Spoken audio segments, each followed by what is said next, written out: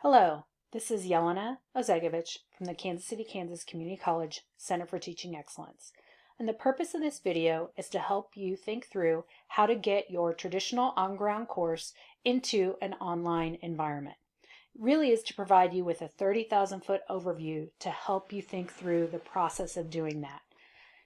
I'm not going to go through how to do all these things because there's different videos that we've already created that are broken down into smaller chunks that'll help you do things like post your syllabus, edit the contact information within Blackboard. All those things are created in other kind of smaller, shorter videos, and you can pick through and choose to do what you need or what you don't need for your course.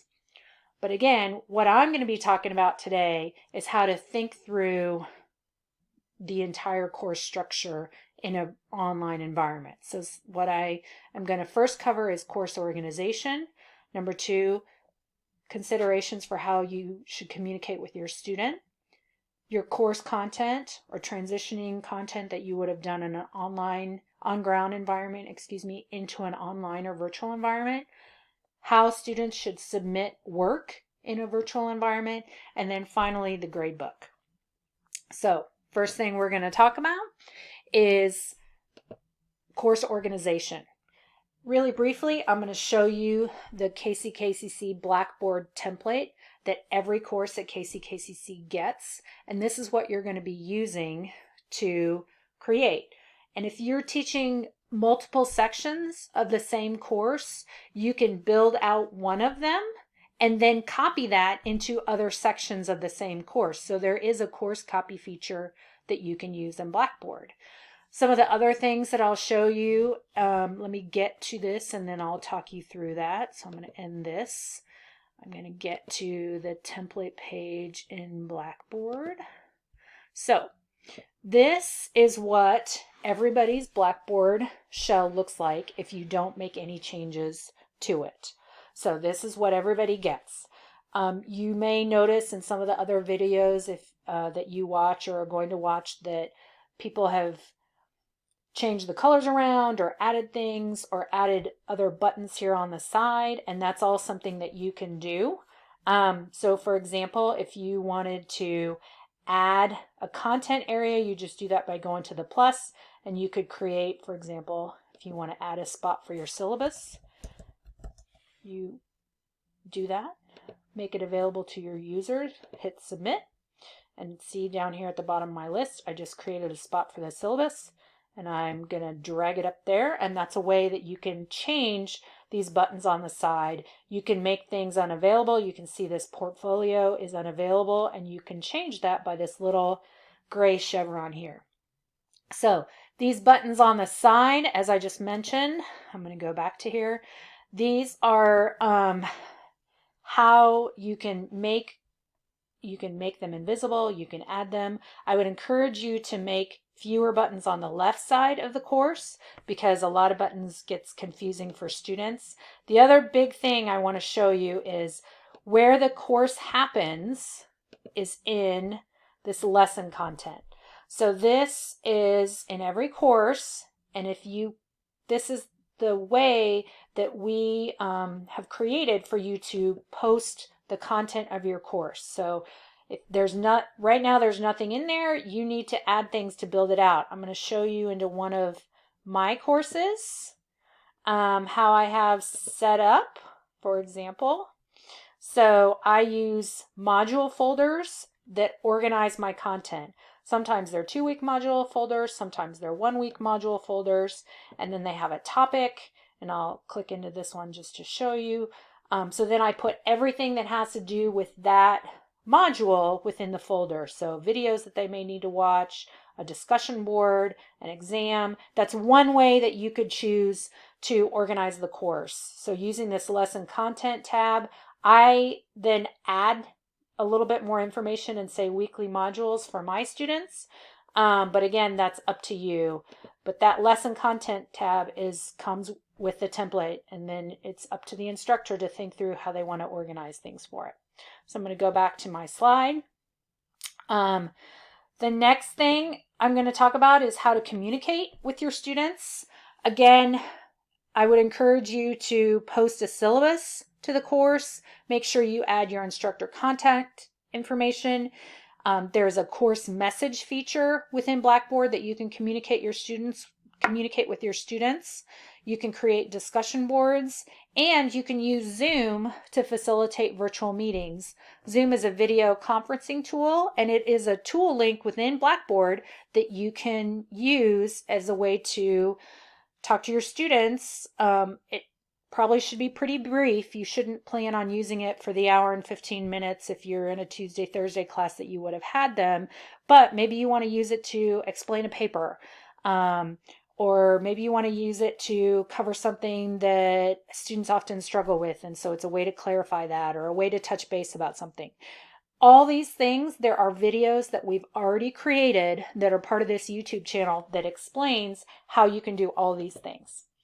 Next, I wanted to briefly talk about the course content. So this is where you as the instructor need to think through, how do I want to get the course content that I would have done in an on-ground environment into an online environment? So there are lots of resources. The KCKCC library has video resources. There's ways you can post videos that are from YouTube into your course, or Khan Academy is another great resource, or there are other internet resources. Oftentimes there's lots of publisher content or supplemental material from your textbook that you can pull into your Blackboard course. Again, there's videos showing you exactly how to do some of those things. As the instructor, you can create a video using Panopto and briefly record maybe some course content. I wouldn't, again, record an hour and 15 minutes of lecture. You're going to have to think through how to do some of this stuff in a more briefer format, or as I mentioned previously, using Zoom for brief video conferencing. You can also record from Zoom and post it for students who maybe couldn't make the time that you had the Zoom meeting, but they could go back and watch it later on. Next thing is to think through how you're going to get students to submit their work. Within Blackboard, you can create online exams and quizzes. And oftentimes with publishers and textbooks, they have exam pools of exam questions that are probably already in Blackboard for you. You'll have to contact your coordinator to see how you can access those test banks. And you could also contact Online Education Service. They are the ones who could upload those test banks for you within Blackboard. The other thing you can do is create a place for online submission of assignments, so students can submit their papers or journals or anything like that, and you can do that by creating an assignment digital Dropbox. Again, there's videos for how to do these things. You can create a discussion board to replace an on-ground discussion. For example, maybe you assign a video or an article or reading assignment that everyone needs to review, and then you do the discussion virtually. So a way to do that might be to have kind of some starting questions to get the conversation going, and then let students post new threads to take the discussion in different directions. You can try to make it as organic as possible. So if you have where everyone just has to answer the same 3 questions to the reading, that could be an assignment. Or you could have just kind of some starter questions, and then everybody kind of use those questions as a way to start the conversation. So there's lots of ways to do these. There's really no right or wrong answer. It's just some of the things you could consider to take from a traditional on-ground environment into an online environment. So last kind of thing I wanted to talk about briefly is the Gradebook. There are 2 versions of the Gradebook in Blackboard. The first one, and the simplest one, is the default in Blackboard, is to just have a total point gradebook. So with every assignment or test that is created within Blackboard, you give it a point value, and then it just adds up those points for a total points at the end of the course. The other gradebook that you can have in Blackboard is referred to as a weighted total gradebook. And this one is where the instructor determines percentages for coursework. So for example, maybe the instructor decided that their exams are going to be worth 35%, writing assignments 25%, discussion boards 10%, 10% presentation. And you even could, for example, I'm having my students do an individual presentation. They're going to video themselves on the phone, upload it to YouTube, make it private, send me the link, and I'm going to grade their presentation. So that's a way that I can see their work that they've done. And that's just something I've kind of come up with this semester. This would have been done as a presentation in an on-ground course, and I've just moved it to a virtual environment. And then finally, 20% for the final exam. All those percentages have to add up to 100. That's a little bit more complicated to set up in Blackboard. But again, there's already a video created for how to set up your Blackboard gradebook. Keep in mind, though, the way you set up the gradebook should be in line with what you set on your syllabus. So in kind of conclusion,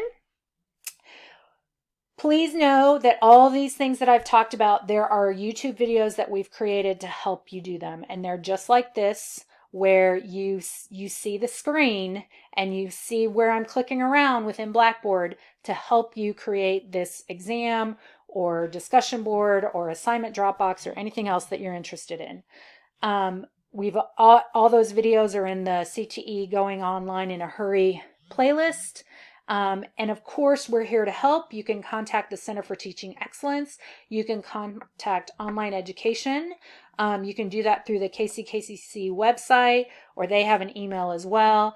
I'm going to show you really briefly the library link to the LibGuide, and there's tons of resources for students and for tutoring and for the Center for Teaching Excellence. I'm going to show you that really quick. If you go to the KCKCC homepage, go to quick links, and again, this is how you would get to Blackboard. This is how you get to the library resources, and you can see here's example, a link to the video, online videos that they have, Learning Services, Writing Center, Math Science Center. This is links for Center for Teaching Excellence. And then, of course, for Online Education, they have information here as well. So that's all I got there, all from the KCKCC homepage. Finally, and in closing, I just wanted to kind of remind you of some of the things that I talked about in terms of for you to consider when you're moving your on-ground course into an online course, how you're going to organize it, how you're going to keep communicating with your students, how you're going to get your course content into a virtual environment, how you're going to get the submission of your work from your students into a virtual environment, and how to set up your gradebook. So thank you so much. And again, please contact us if you have any questions and see all the videos that we've already created to help you do this. Thank you.